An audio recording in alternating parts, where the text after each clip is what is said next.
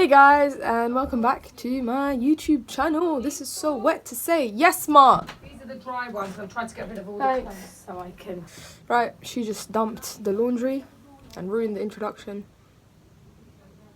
Hi guys. If you're Oxford student, if you're Cambridge student, I don't know why I'm assuming people are watching my videos, but if you are on your holiday from uni, welcome back to home, to normality. Is that a word? And yeah. Oh my god, I did a snehanod. All you want to say. Today I'm going to be talking about something that some people have requested and something that I personally have kind of been wanting to talk about for a bit of a long time now. Firstly, I cut my hair simply because I find my hair is just difficult, and it's the summer and I felt like I wanted some short. And then I did something very typical and I got my nose pierced. Maybe comment down below if you like it. Whether you do or you don't, the deed is done, so you know I've reached the full form of the South Asian female, which is fantastic. Short hair, nose pierced, I've changed. So today I'm going to be talking about something that is quite important to discuss. I think a lot of the things I've covered so far in terms of my life at Oxford has been quite social, has been kind of extracurricular stuff. Yeah, so there's 4 papers. The first paper is Old English and Middle English. That is from 650 to 1350.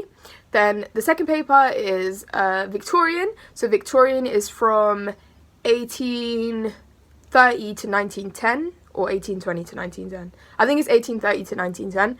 And then modern literature paper is 1910 to now. So literally you can do stuff that was published like last year or like a few months ago. One of the things about doing English at Oxford is that it's so broad, and I really do love it. Like, I remember at the end of last term, my tutor said, like, so how have you lot found Old English? And I'm not gonna lie, it's not my favourite.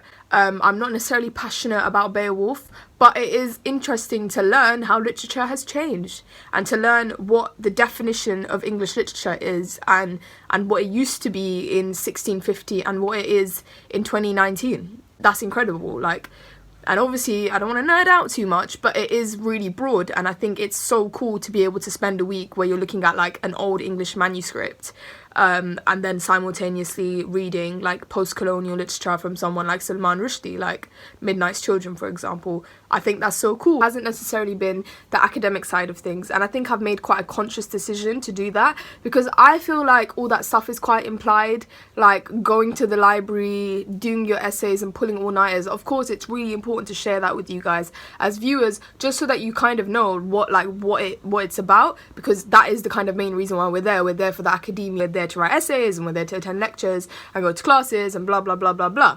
I've kind of steered clear of that stuff, and also I think when things get quite stressful, like pulling an all-nighter and having to write an essay at 3 a.m. in the library, like I don't know, I think it's quite unhealthy, and I just don't want to share that with people. And also I think like I'm stressed when I'm doing it, so I don't necessarily want to record. Sometimes it's quite funny, like when there's a whole bunch of us, like someone's doing their problem sheets, someone's writing their essay up, someone's doing their reading, like sometimes that does happen, and it's, you know, obviously it's very peak, but it's also quite nice to have people there with you while you're pulling that all-nighter. But also, yeah, I've kind of stayed clear of that. Maybe next term I'll do a few of them, because it is exam season next term. So next term is Trinity term. It's the 3rd term at Oxford, and that's usually when you have exams. As with everywhere else, usually at the end of the academic year, everyone has exams in the summer. So I'm going to have these things called prelims, which are called preliminaries or preliminary exams. I don't actually know the lingo, but prelims are basically the final exams, and I'm a bit shook, I'm not gonna lie to you. I've been a bit procrastinating. I've also been quite tired because I feel like I did a lot of extracurricular last term, which tired me out. Yeah. A lot of people have asked that, like, what even is it like to study English at Oxford University? So yeah, some colleges do Old English only, some colleges do only Middle English, some colleges do both, because for the exam there's 2 questions on Old English, 2 questions on Middle English, and there's an or. So technically you don't have to do both, you can just do Old English. Wow, they're making so much noise.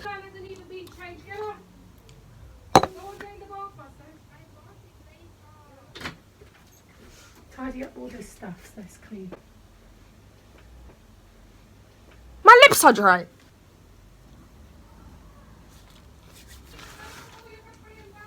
I'm never going to be able to make this video. They're making so much noise. Yeah, Old English. How do I find it? I'm not going to lie. It's definitely not my favourite part of the course. You know what? I'm just never going to make this video.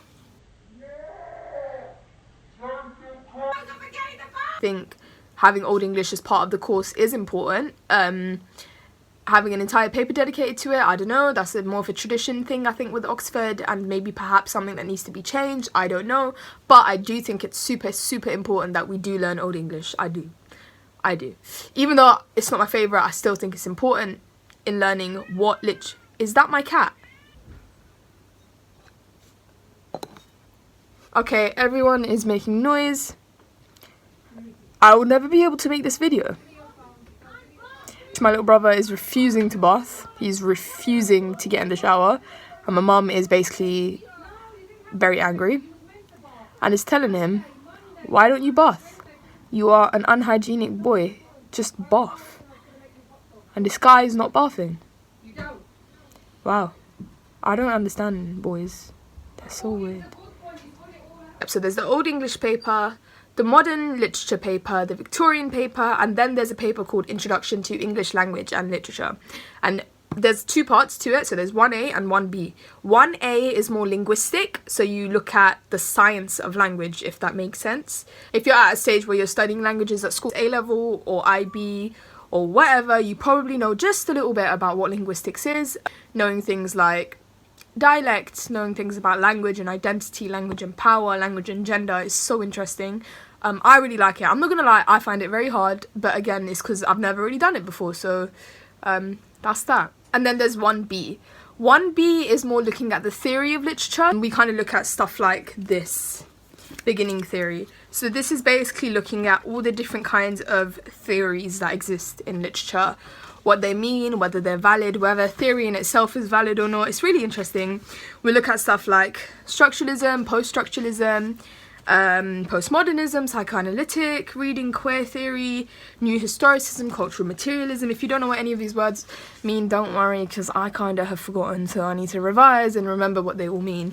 But yeah, it's cool. It's cool to like read about reading. I don't know, does that sound moist? But yeah, that is it. It's cool to read about reading, I think. I can't believe I read this whole book. So fat. Right, so that's kind of 1B kind of stuff. If this is called Beginning Theory by Peter Barry. I might just get a whole bunch of books out and go through it. So I've got a pile of books next to me. So these books will hopefully kind of give you guys a bit of a grasp of what we do in the course. One thing that I do have to kind of talk about is that it's English, so we read, and then we read about reading. So there's a lot of reading, and I think the best way to tackle it, I remember talking to my tutor about this at the end of the first term, was try and get all the primary reading, so the actual novels, the actual poetry, that all done in your holiday. And then when you get to term, you can kind of looking at the text will be an active rereading, and then secondary reading, so like the reading about reading, so criticism, context, all that stuff you do during that week. I think another thing to realise is the terms are really, really short, which means they're really intense, and I'm not going to lie to you, last term was super hard for me. I think because our workload increased a huge amount, and also because I did a lot of extracurricular, and it affected it affected the amount of time I had in a day. 24 hours just wasn't enough to get everything done, which either meant I was lacking on sleep or lacking on kind of quality of everything that I was doing. I'm just going to show you guys some of the texts that are a little bit more kind of alien to us. I'm feeling hot. I'm going to tie my hair up. Oh my god. Whew. Okay. Right. So this is the kind of stuff we look at in Old English. So this is a text called Beowulf. Beowulf is said to be kind of one of the most celebrated and important texts in Old English.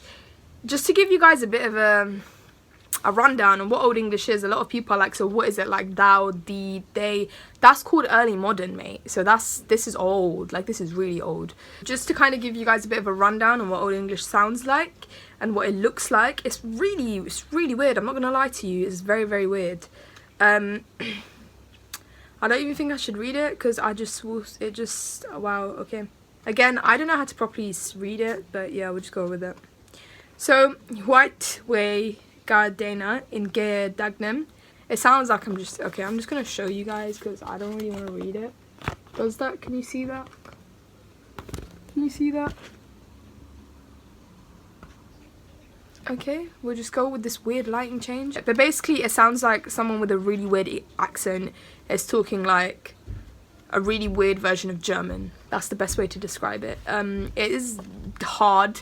You're not expected to like speak Old English or like it's not like a modern foreign languages A level where it's like, oh, now I can speak Spanish and go to Spain because it's a dead language. So it's hard. I'm not gonna lie, it's hard. When we did the grammar stuff, I didn't necessarily enjoy it, but then when we moved on to the essays where we were doing themes, I liked that. Like to analyze the language was obviously hard because it's like a different language, but then to kind of talk about themes, to talk about characters in the way that you would with any other novel, with, I don't know, like The Half a Yellow Sun by like Chimamanda Ngozi Adichie was nice. So that's kind of Old English. There's a whole other bunch of texts that we do, some poems that are shorter, but Beowulf is very fat and it's very long. But there's bits of it that are fun and interesting, and there are some really weird, interesting readings on Beowulf. Like there's some feminist stuff, there's queer stuff, like there's really interesting stuff on it, but I wouldn't say the Old English paper is for me. And I kind of knew this when I was going into this, but I knew that it's still important to learn about because it's the beginning of what is English literature, so I rate it highly. The Introduction to English Language and Literature paper, we do a lot of stuff. So this is kind of a language and power book, which is quite interesting. It's just looking at what language is. So let me just give you some of the names of some of the chapters just to give you guys a gist of what we do. So language and gender, language and race, humour, language and power, the discourse of institutions and organisations, gender and power using specific models, analysing gender. It is really interesting stuff. Again, it is hard because we've never done it before, but it's interesting. And I can say that so far, although Oxford is hard, it's challenging, it's very demanding, the lighting is weird. I have enjoyed it. I have enjoyed the course. I do enjoy studying English language and literature at Oxford University, I must say. And also, I'm not gonna lie, as an English student, you're spending so much money on books and books about books. Like, we have so many books compared to any other subject, and we usually have to buy them because, like, for a novel, for example, you need it on you to read it all the time. So it's not a thing where it's like, oh, I'll borrow it from the library, and then you kind of need the novel in the VAC, in like, so sometimes it is a bit difficult financially, but then obviously they have book grants and stuff, so it tends to be fine. I've kind of talked about Old English, I've talked about that paper, I've talked about the Introduction to Language and Literature paper, which is split into 1A and 1B. Now I'm going to just show you guys some stuff on what we do in modern literature. It's very lit stuff. So we look at Chimamanda Ngozi Adichie. If you guys don't know who she is, Beyonce's song Flawless, you can hear her speaking something about like girls are made to aspire in a way to marriage that boys aren't, blah blah blah blah. I'm not going to say the whole thing because that's very moist. It's about race, it's about a young African woman, and specifically a young Nigerian, young Igbo woman who is just lit. I just love it. I read this before I think I came to Oxford, so to do it as part of the degree is like peng. Maybe look at the tabs that I wrote, like post-colonial conflict, the Biafra War. The Biafra War is a civil war in Nigeria that happened in, I think, the 60s. Yeah, this book is about that, and it's cool to be able to learn about. Again, it just reminds me of what is English literature, what counts as English literature and what doesn't. This does, but also this is English literature, but also this is English literature, and equally so. So it's so interesting to be able to do both. Chinua Achebe, Things Fall Apart. This is about a pre-colonial village and then the English post-colonial, the English colonized, and then it becomes, and then kind of comparing it to the post-colonial village that it becomes. This is lit. Absolutely lit. More stuff is kind of James Baldwin. Some of you may know who he is. This is a book called Giovanni's Room. Again, very lit, very enjoyable stuff. It's about queer black modernism. It's about a gay black, well, the character's not black, but James Baldwin himself was black. See, the Satanic Verses is cool. Salman Rushdie is lit. I love this guy. And his books are very hard to understand, I'm not gonna lie. So, you know, sometimes we think, oh, like, oh my god, Old English so hard, but actually stuff like this is bloody hard to understand. Like, he might as well write in Old English, not gonna lie. But again, enjoyable. It's still enjoyable. Some Victorian stuff that we look at. Emily Dickinson, her envelope poems. Really cool. If you know anything about Emily Dickinson, one, that she was a really good poet. B, that she was really, really weird. I don't want to say things about dead people, not gonna lie. But she basically wrote a bunch of poems on envelopes, different parts of envelopes. So it kind of makes you think a lot about the material context of these poems. So an example would be like that. She's like writing on that.